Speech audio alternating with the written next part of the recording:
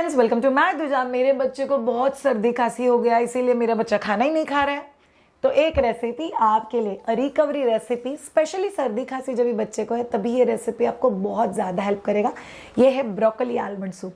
शायद broccoli almond soup exactly कैसे help करेगा? बहुत सिंपल चीज़ है। सूप थोड़ा सा गरम गरम, थोड़ा सा लिक्विड जब भी आप बच्चे को दे रहे हो, ऊपर से सूप ऐसा है जिसमें प्रोटीन भी है, तो प्रोटीन बच्चे को रिकवरी में हेल्प करता है। ब्रोकली में विटामिन सी होता है जो बच्चे को रिकवरी में बहुत ज़्यादा हेल्प करेगा।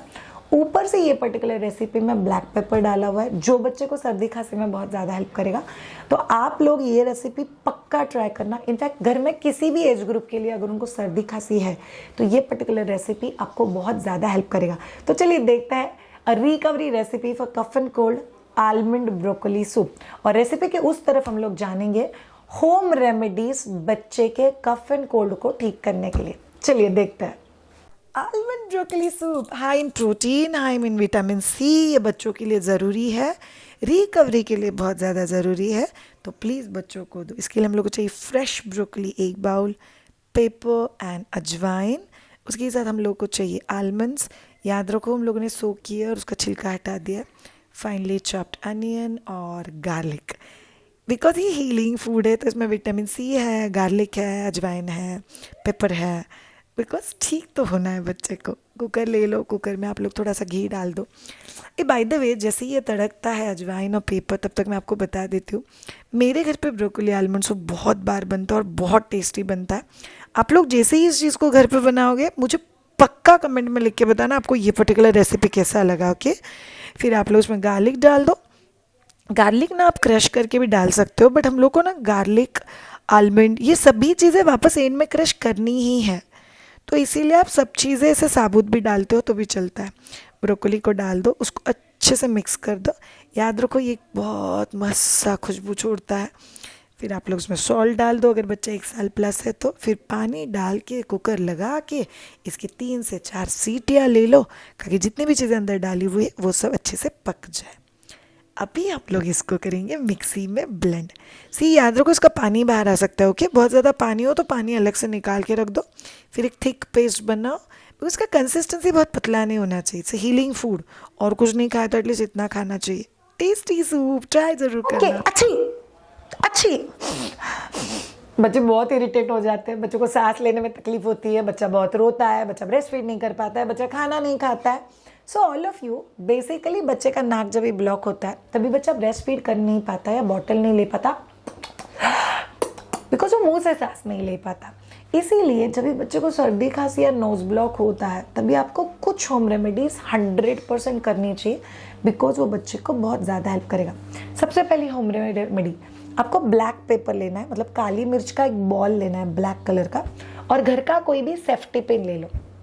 सेफ्टी पिन का जो पॉइंटेड हिस्सा होता है वहाँ पे वो ब्लैक पेपर अटैच कर दो, मतलब अंदर थोड़ा सा घुसाने की कोशिश करो। अभी आपके पास एक सेफ्टी पिन है जिसके पॉइंट के ऊपर ब्लैक पेपर का बॉल है।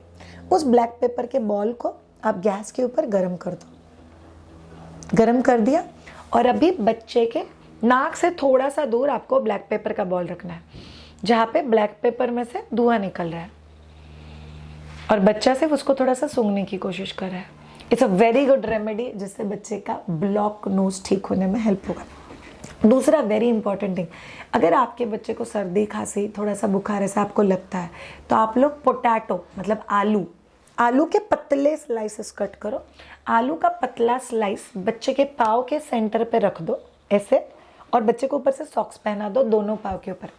सुबह तक ये जो आलू है पूरी तरह से ब्लैक हो जाएगा।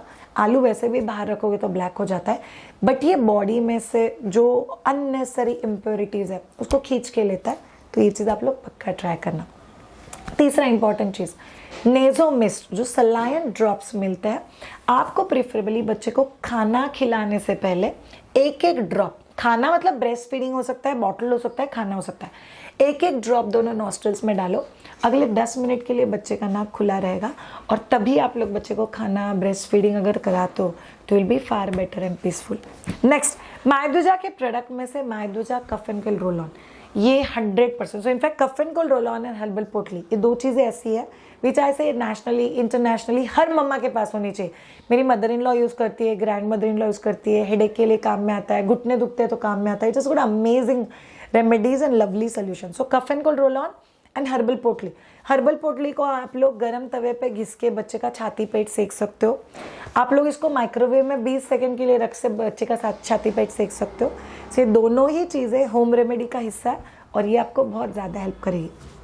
अगर आपको लगता है बच्चा सर्दी खांसी की वजह से एकदम इनएक्टिव हो गया है, बिल्कुल खाना नहीं खा रहा है, कुछ भी नहीं कर रहा है, तो एक बार आप आपके डॉक्टर के पास पक्का लेके जाना। बट एक चीज़ याद रखना, सर्दी खांसी बहुत ईजिली ठीक नहीं होती है, उसको ठीक होने के लिए थोड़ा सा ज़्यादा टाइम लगता है compare to other normal things.